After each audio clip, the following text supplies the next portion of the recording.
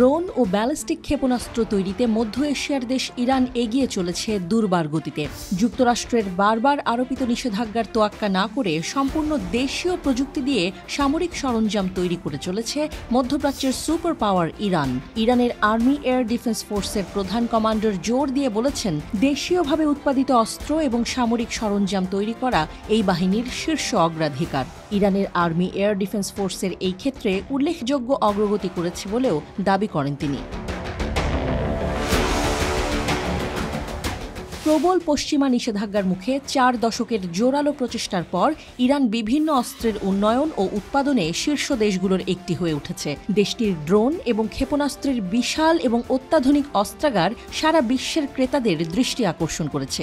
ইরনার প্রতিবেদনে বলা হয়েছে, ইরানের তৈরি অস্ত্র এখন এশিয়া, আফ্রিকা, দক্ষিণ আমেরিকা এবং ইউরোপ জুড়ে রয়েছে। ব্রিগেডিয়ার জেনারেল আলী রেজা সাবাহিফার্ড দ্রুত অগ্রগতি উদযাপন করছেন। তিনি এই সাফল্যের পেছনে অবসরপ্রাপ্ত সামরিক সদস্যদের ব্যাপক অভিজ্ঞতা, বিশেষায়িত কর্মীদের দক্ষতা এবং প্রশিক্ষণ কর্মসূচির অবদানের কথা বলেন। জেনারেল সাবাহিফার্ড বলেন, আজ আমাদের অবসরপ্রাপ্ত সদস্যদের অমূল্য অভিজ্ঞতা, আমাদের কর্মশক্তির বিশেষ দক্ষতা এবং ব্যাপক গবেষণা ভিত্তিক প্রশিক্ষণের মাধ্যমে একটি অত্যাধুনিক এবং উন্নত প্রতিরক্ষা ব্যবস্থা প্রত্যক্ষ করছি, যা একটি প্রতিশ্রুতিশীল ভবিষ্যতের সূচনা করে। তিনি জানিয়েছেন, অভিজ্ঞতা এবং তরুণ গবেষকদের উদ্ভাবনী চেতনা মিশ্রণ ইরানের বিমান বাহিনীর সক্ষমতা বৃদ্ধিতে গুরুত্বপূর্ণ ভূমিকা পালন করেছে। সাম্প্রতিক বছরগুলোতে ইরানের সামরিক বিশেষজ্ঞ এবং প্রকৌশলীরা বিস্তৃত দেশীয় সরঞ্জাম তৈরিতে উল্লেখযোগ্য মাইলফলক অর্জন করেছেন, যা দেশটির সশস্ত্র বাহিনীর স্বয়ং সম্পূর্ণতার ক্ষেত্রে উল্লেখযোগ্য ভূমিকা রেখেছে। ইরানের কর্মকর্তারা ধারাবাহিকভাবে জোর দিয়ে বলেছেন যে দেশটি অটলভাবে সামরিক সক্ষমতা বাড়াবে, যা কঠোরভাবে প্রতিরক্ষামূলক উদ্দেশ্যে তৈরি করা হয়েছে। ইসলামী বিপ্লবের নেতা আয়াতুল্লাহ আলী খামেনি ইরানের প্রতিরক্ষা সক্ষমতা বজায় রাখার এবং বাড়ানোর গুরুত্বের প্রতি বারবার তাগিদ দিয়েছেন।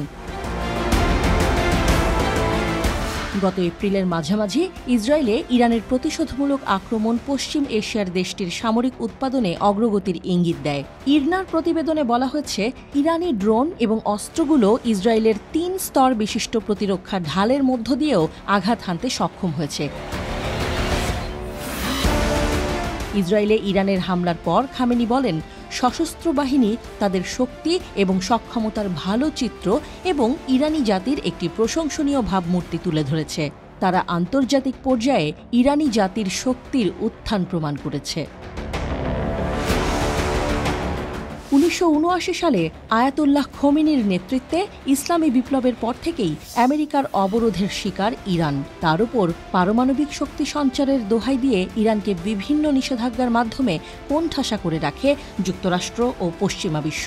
কিন্তু এরপরও এক মুহূর্তের জন্য থামেনি সামরিক সক্ষমতা অর্জনে ইরানের নিরন্তর প্রচেষ্টা।